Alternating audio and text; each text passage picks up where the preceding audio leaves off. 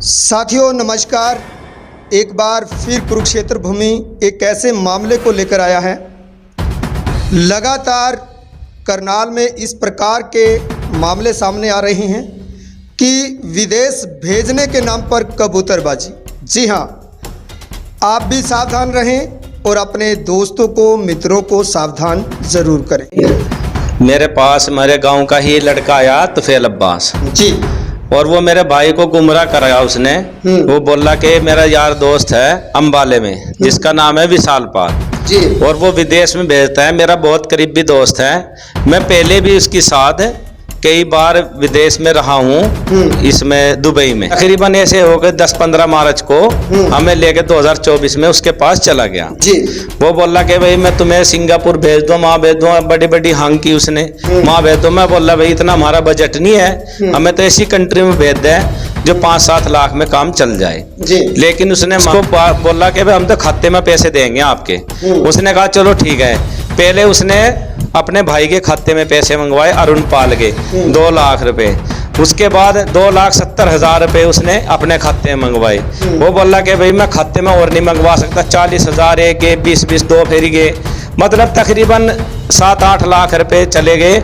8 लाख रुपए 6-7 लाख रुपए उसने नगद केस मंगाया। SHO साहब से, DGP साहब से, सबसे यही गुहार है मेरी सरकार से कि भाई जल्द से जल्द उनको गिरफ्तार करा जाए और उनको यहाँ पे बरामद करा जाए।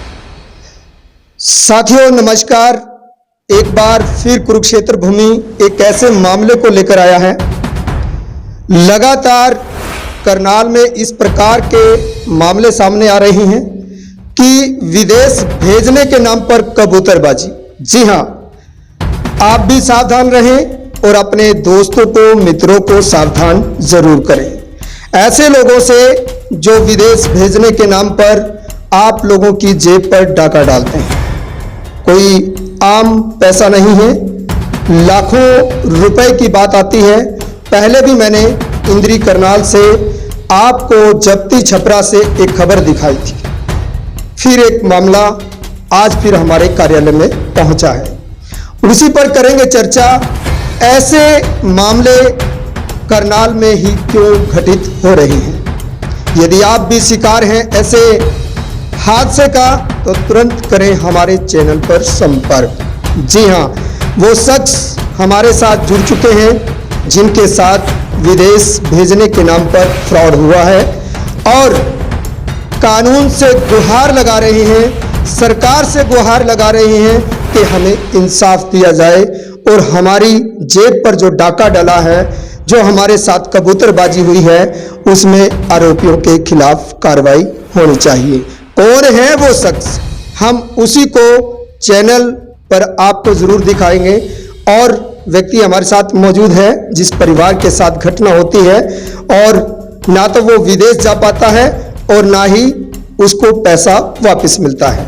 तो जानते हैं मामला क्या है। जी नमस्कार। नमस्कार जी, क्या मामला है?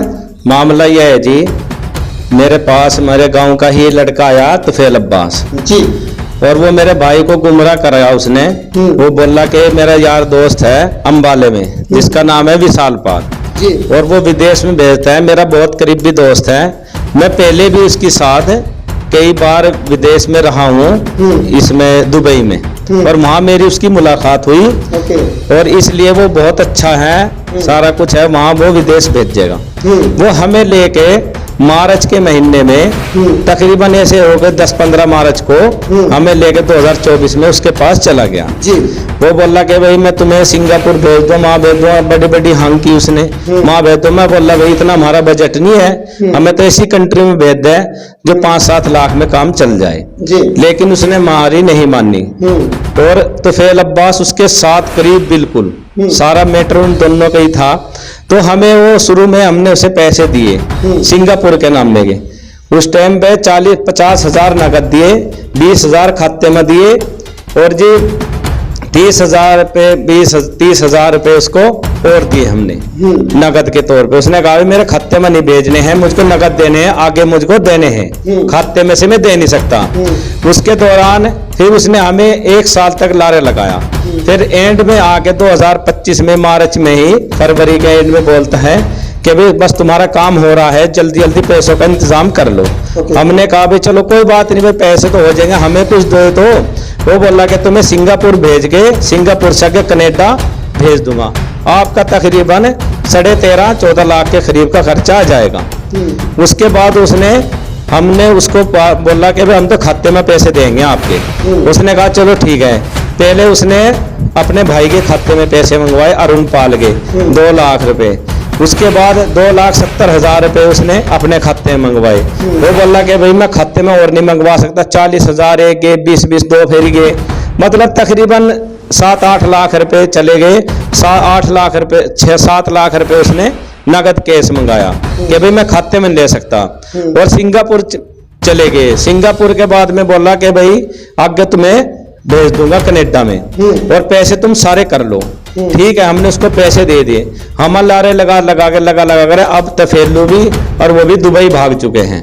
अब बताओ। तो बात की जाए जैसे कि उन्होंने आपसे विश्वास में लेके पैसा सारा ठग लिया, आपसे कबूतरबाजी कर ली और खुद फरार हो चुके हैं, तो क्या लगता है कि जो पैसा आपने दिया वो तुफैल अब्बास के माध्यम से? तुफैल अब्बास के माध्यम से पैसा गया हमारा सारा, वो हमारे बीच में था। तुफैल अब्बास वो बोला भाई मेरी जिम्मेदारी है, ये पैसे देगा हमारे पास। तो उसके लिए आपको कोई लिखित में कोई आपके पास लिखित में हमारे लिए चेक भी हैं, और उसके हमें ये एग्रीमेंट लिखा हुआ है, एग्रीमेंट लिखा हुआ है। और यहाँ तक के बोल रखा है कि अगर तुम्हारा काम नहीं होता है तो हम इसका डबल देंगे और ब्याज शुद्ध पैसे देंगे। ओके, तो देखिए इनके पास लिखित में प्रमाण एग्रीमेंट भी है और कुछ ट्रांजैक्शन है। तो ये जो पैसा आपने दिया था तो और भी किसी के खाते में दिया? हाँ जी, उसके भाई अरुण पाल के खाते में दिया है। अरुण पाल के खाते में? अरुण पाल के, उसका तो विशाल का भाई है। कोई शिकायत जिला के प्रशासन या पुलिस अधिकारियों को दिया? नहीं, अभी तक तो दिया नहीं है जी कोई। एक छोटी सी एप्लीकेशन दी थी, उस पर कोई हमारी सुनवाई नहीं हुई। ओके, तो देखिए ईमानदार सरकार, भाजपा सरकार का राज है, और देखते हैं इनको इंसाफ मिलता है या नहीं, और पुलिस किस हद तक जाकर कार्रवाई कर सकती है। विदेश में वो लोग बैठे हैं, दुबई फरार हो चुके हैं। अब कानून क्या कहता है? कानून का रखवाला इनको इंसाफ दे पाएगा या नहीं दे पाएगा? अब बात इस पर आती है, और इनको इंसाफ मिलना भी चाहिए। और जो लोग इस खबर को देख रहे हैं वो ज़्यादा से ज़्यादा इस खबर को शेयर जरूर करें।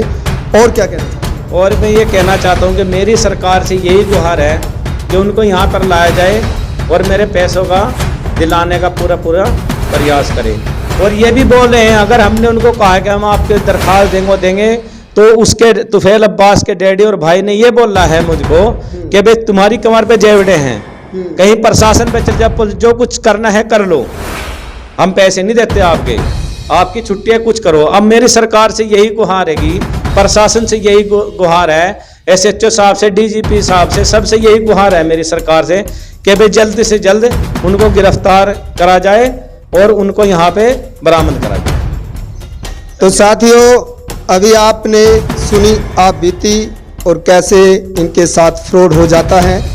अब देखना यह है कि कानून कब तक इनको इंसाफ दिला पाएगा, क्या आरोपियों को गिरफ्तार कर पाएगा। तो बने रहे कुरुक्षेत्र भूमि न्यूज के साथ, फिर मुलाकात होगी एक नई खबर के साथ।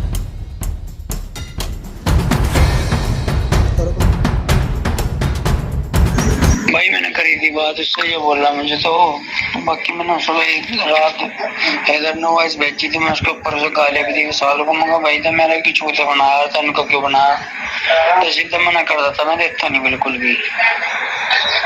अगर मैं ये नहीं कह रहा मैं देता नहीं, अगर मेरा कुछ काम होने वाला था, मैं लोन नहीं करवाया, मेरा और काम होएगा उसमें, मगर तो शुरू में ही मान लग जाता है, पहले महीने में ही उन्हें 2-3 लाख रुपए देता, 2-4 लाख रुपए भी देता, 2-3 लाख रुपए फिर देता, उनकी मुँह करके पूरे कर देता। तो कुछ देगा ना, तभी तो तसल्ली होगी।